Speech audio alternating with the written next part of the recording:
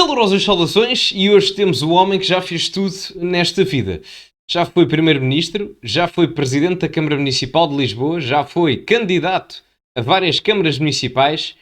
Ele já fez tudo e mais alguma coisa, só lhe falta mesmo colocar like neste vídeo. Portanto, meus amigos, aproveitem também para o fazer e metam like, subscrevam para chegarmos aos 50 mil subscritores e partilhem também nas vossas redes sociais, que ajuda imenso. Tem também o código SOUSA10 na Prozis para 10% de desconto em vários produtos no segundo link da descrição. Sem mais demoras, vamos ver o que é que Santana Lopes tem a dizer sobre o Chega. Isto já é uma entrevista que ele deu na altura das presidenciais de 2020, 2021, ou seja, as presidenciais foram em janeiro, mas a campanha foi antes. Ele teceu alguns comentários sobre as eleições presidenciais na altura, nomeadamente sobre o Chega. Vamos ouvir. Vamos passar agora para um dos temas também da atualidade no presente, que são as eleições presidenciais. Temos curiosidade para saber se vai apoiar Marcelo Rebelo de Sousa. Ainda não sei. Para já quero ouvir o próprio quando apresentar a sua candidatura e pronto. Agora que eu encerrei este processo de deixar a liderança da Aliança, confesso que ainda deu algum trabalho, alguma preocupação. Não queria sair sem as coisas minimamente arrumadas. Quero pensar nesse assunto com mais calma. Um pormenor antes de ele continuar a resposta. É verdade que, entretanto, o Santana Lopes voltou para o PSD e seria complicado o Santana Lopes agora no PSD dizer que não apoiava Marcelo porque eram colegas de partido, mas o Santana Lopes individualmente, além de fazer parte de uma ala político-partidária ideológica do PSD mais à direita que o Marcelo Rebelo de Sousa, a mim não me surpreenderia nada se ele, por própria vontade sincera, dissesse mesmo que não apoiava uma recandidatura de Marcelo. Claro que não se pode recandidatar agora em 2026, mas se pudesse, eu não me admirava nada que Santana Lopes dissesse que não o apoiava. A única coisa que posso dizer desde já que me preocupa é que aqueles que conheço que não querem votar em Marcelo Rebelo de Sousa, que só tenham não, mas a tendência natural seja para dizer então voto André Ventura. Acredita que o governo vai chegar ao fim da legislatura? Só antes de ele responder, relembro que na altura das presidenciais os candidatos eram Ana Gomes, Marisa Matias, Marcelo Rebelo de Sousa, André Ventura e Tino de Rãs. Havia mais alguns, mas não tinham tanto mediatismo. E a verdade, para ele estar a dizer isto, marca uma diferença daquilo que é o PSD de Marcelo, por exemplo. Há muita gente do PSD de Marcelo que se calhar preferia votar na Ana Gomes ou na Marisa Matias do que propriamente no André Ventura. Já o Santana Lopes, aqui assume que a direita prefere o Ventura à Marisa Matias ou à Ana Gomes. Também estamos a falar de duas pessoas muito à esquerda, verdade seja dita.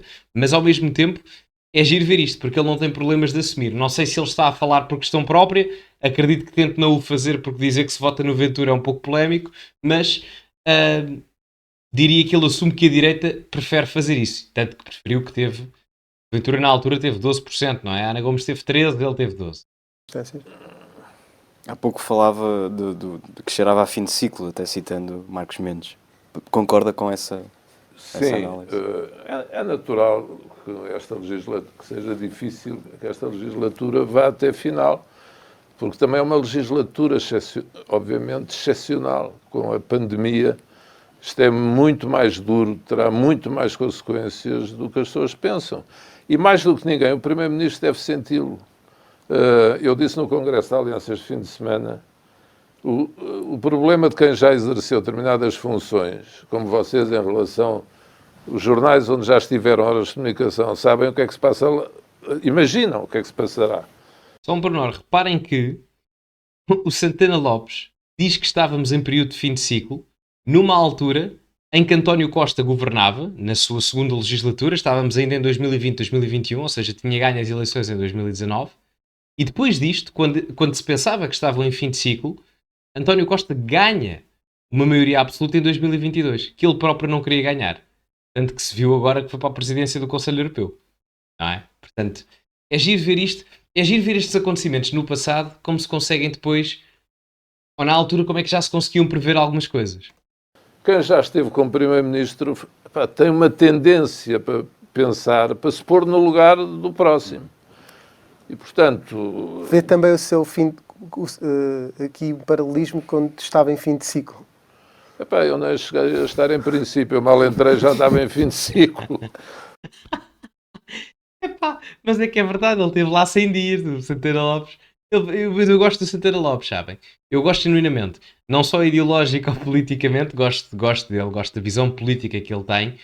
Acho que em determinados momentos geriu mal a sua questão interna no PSD. E teve um problema, quem mandava no PSD, a principal figura, era o Cavaco Silva. O Cavaco Silva preferia outros ao Santana, mesmo o Santana sendo muito melhor que os outros. Pareceu-me um bocado isso. Mas enfim, eu gosto bastante dele, politicamente, e acho que é um bom ativo para aquilo que é ser de direita em Portugal. Já para não falar, isto aqui é de um ponto de vista mais pessoal, se havia pessoa que eu adorava que organizasse a minha festa de anos, era o Santana Lopes. Eu e qualquer pessoa que gosta de se divertir à grande. Portanto, ainda não desisti desse objetivo. Se isso um dia acontecer, compro um foguete e faço o lançamento do mesmo. Agora, muitas, às vezes, por exemplo, a cena de ontem dos ministros a falarem quando o Primeiro-Ministro tinha dito que não. Aí sentiu até uma certa compaixão com António Costa porque sofreu isso. Passei por isso, é horrível, devo dizer. É horrível você estar em funções, não ter feito para isso e não poder fazer nada, não ter força política para poder tomar determinadas decisões. Acha senão, que António Costa não tem neste momento força política para controlar o próprio governo? Ou para, não é controlar talvez não seja a melhor expressão, mas para ter alguma força, alguma autoridade dentro do Conselho. Antes de eu responder, reparem que isto é antes do governo de maioria absoluta do António Costa, quando o António Costa tem 16 ou 17 demissões, inclusive ao João Galamba, que se demitiu 2 ou 3 vezes, e uma delas o Primeiro-Ministro nem sequer permitiu que ele se demitisse. Não sei se estamos a perceber. Portanto, até antes de haver toda aquela gestão danosa do último governo do António Costa, da maioria absoluta, até antes disso, já havia um sentimento que isto ia tudo descambar e ser uma rebaldaria preocupante para o país, que foi, obviamente. Ao contrário.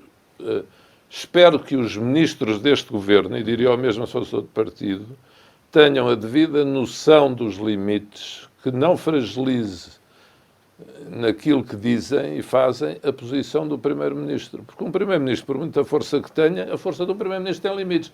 Se os ministros decidem começar a, disparatar e a dizer coisas que não devem, é muito difícil.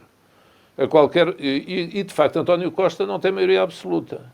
Não tinha, porque chegou a ter, não é? É claro que depois o governo cai, não é essa a questão, mas depois chegou a ter, que é o mais surpreendente, não é? Ninguém estava à espera que isso acontecesse.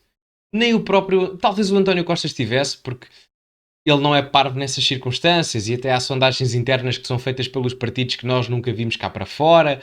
Portanto, isso acontece muitas das vezes, mas não sai para público, e portanto, verdade seja dita, foi uma surpresa para toda a gente, pelo menos do ponto de vista da comunicação social e do público. E, portanto, no Estado, porque às vezes o que me parece é que as pessoas não têm bem noção do Estado em que está o país e está o mundo. Portanto, imagino que caiu ao governo. Quer dizer, uma coisa de loucos. E eu confesso que vejo com preocupação o que está a passar. E essas declarações dos 2 ministros ontem, confesso que me preocuparam. E o governo acabou por cair, já repararam? A volta que a política dá. É impressionante. São um sinal. E são sinais que eu conheço bem. Isso significa que Rui Rio tem hipóteses de ser Primeiro-Ministro? O líder da oposição, por definição, tem sempre, não é? Mesmo que só diga bom dia todos os dias. Mas imagino que dia sim, dia não. Reparem na diferença de tratamento, não é? Ele claramente não se identificava com ele. Ele foi candidato contra o Rui Rio. Eu claramente preferia o Santana Lopes de longe, à altura. E também preferia o Santana Lopes quando ele se candidatou. Ele chegou-se a candidatar uma vez contra o Luís Montenegro, se eu não estou em erro também. Eu aí também prefiro o Santana Lopes, não é por aí. Acredito é que o Santana Lopes, como eu referi, fez alguns erros a nível da sua gestão de carreira política interna no PSD e ao mesmo tempo, quando criou o Aliança, criou um partido de direita tradicional que não se soube adaptar à realidade nova, que precisa de umas arestas limadas de uma forma diferente, até em termos de branding, marketing, etc. No século XXI são precisas, que o PSD não se atualizou também. É quase um PSD 2.0, talvez um pouco mais à direita, certo? Mas isso não chegou. Não. Mas enfim, meus amigos, digam-me a vossa opinião nos comentários, metam like no vídeo, subscrevam o canal e partilhem também nas vossas redes sociais, que ajuda imenso. E como é habitual, acima de tudo, cultivem-se e até à próxima.